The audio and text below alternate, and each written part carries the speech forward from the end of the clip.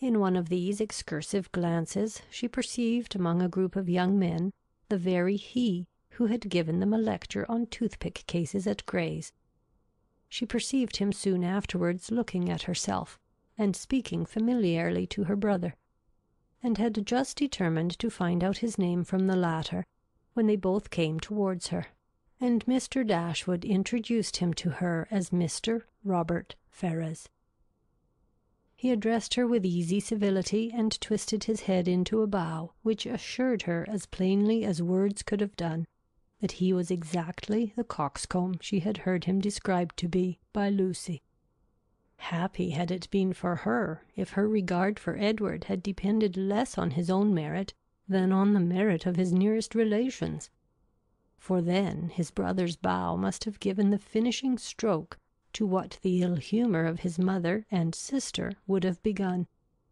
But while she wondered at the difference of the two young men, she did not find that the emptiness of conceit of the one put her out of all charity with the modesty and worth of the other. Why they were different, Robert exclaimed to her himself in the course of a quarter of an hour's conversation. For, talking of his brother, and lamenting the extreme gaucherie which he really believed kept him from mixing in proper society, he candidly and generously attributed it much less to any natural deficiency than to the misfortune of a private education, while he himself, though probably without any material superiority by nature, merely from the advantage of a public school, was as well fitted to mix in the world as any other man.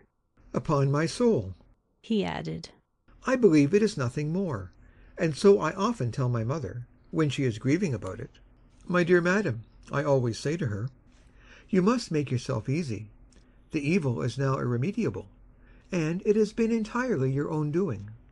Why would you be persuaded by my uncle, Sir Robert, against your own judgment, to place Edward under private tuition at the most critical time of his life? If you had only sent him to Westminster as well as myself, instead of sending him to Mr. Pratt's, all this would have been prevented.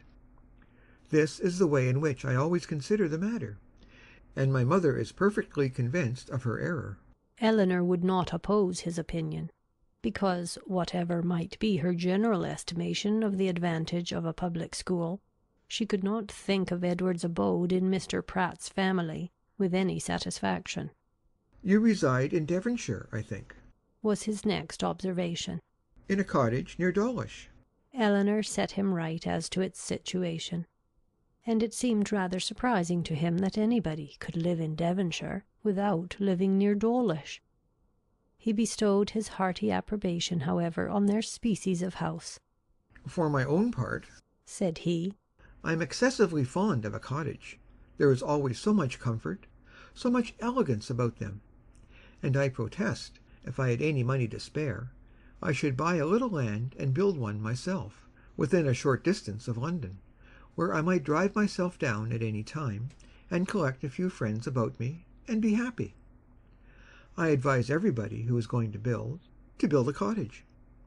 My friend Lord Courtland came to me the other day on purpose to ask my advice, and laid before me 3 different plans of bonomies. I was to decide on the best of them. My dear Courtland, said I, immediately throwing them all into the fire, do not adopt either of them, but by all means build a cottage. And that, I fancy, will be the end of it. Some people imagine that there can be no accommodations, no space in a cottage, but this is all a mistake. I was last month at my friend Elliot's, near Dartford. Lady Elliot wished to give a dance. But how can it be done? Said she. My dear Ferrars, do tell me how it is to be managed. There is not a room in this cottage that will hold 10 couple, and where can the supper be? I immediately saw that there could be no difficulty in it, so I said, My dear Lady Elliot, do not be uneasy. The dining parlour will admit 18 couple with ease. Card tables may be placed in the drawing-room. The library may be opened for tea and other refreshments, and let the supper be set out in the saloon. Lady Elliot was delighted with the thought. We measured the dining-room, and found it would hold exactly 18 couple. and the affair was arranged precisely after my plan. So that, in fact, you see, if people do but know how to set about it, every comfort may be as well enjoyed in a cottage as in the most spacious dwelling." Eleanor agreed to it all, for she did not think he deserved the compliment of rational opposition. As John Dashwood had no more pleasure in music than his eldest sister, his mind was equally at liberty to fix on anything else, and a thought struck him during the evening, which he communicated to his wife, for her approbation, when they got home. The consideration of Mrs. Dennison's mistake, in supposing his sisters their guests, had suggested the propriety of their being really invited to become such, while Mrs. Jennings's engagements kept her from home. The expense would be nothing, the inconvenience not more, and it was altogether an attention which the delicacy of his conscience pointed out to be requisite to its complete enfranchisement from his promise to his father. Fanny was startled at the proposal.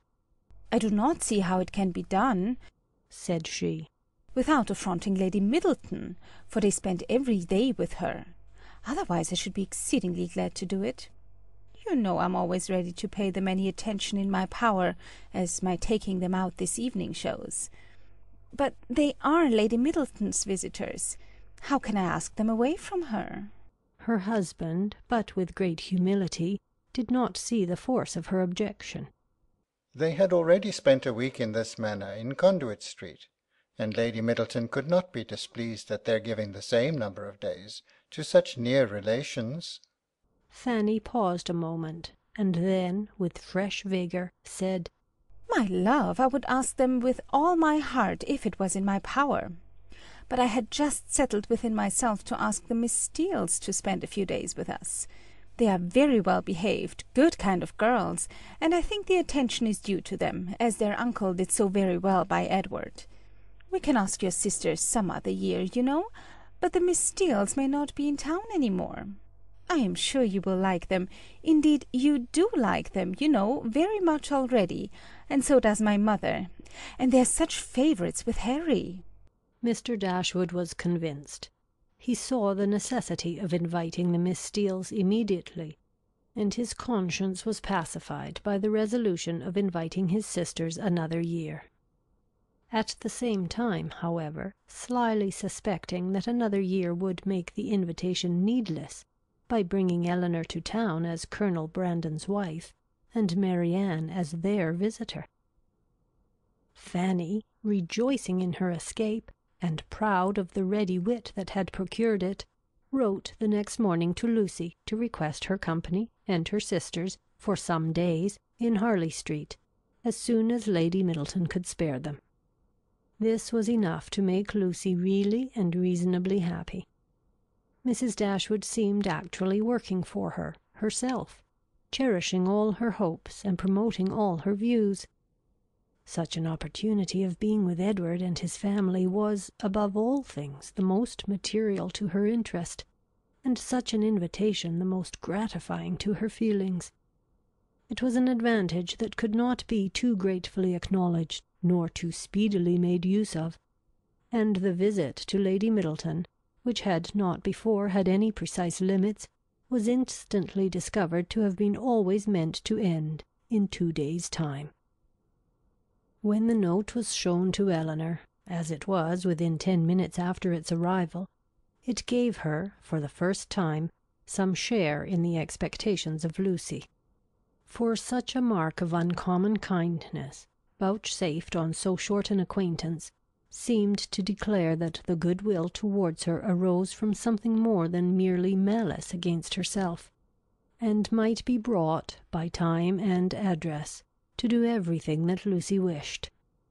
Her flattery had already subdued the pride of Lady Middleton, and made an entry into the close heart of Mrs. John Dashwood, and these were effects that laid open the probability of greater.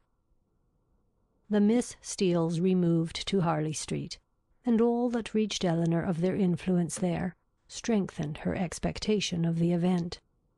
Sir John, who called on them more than once, brought home such accounts of the favour they were in as must be universally striking.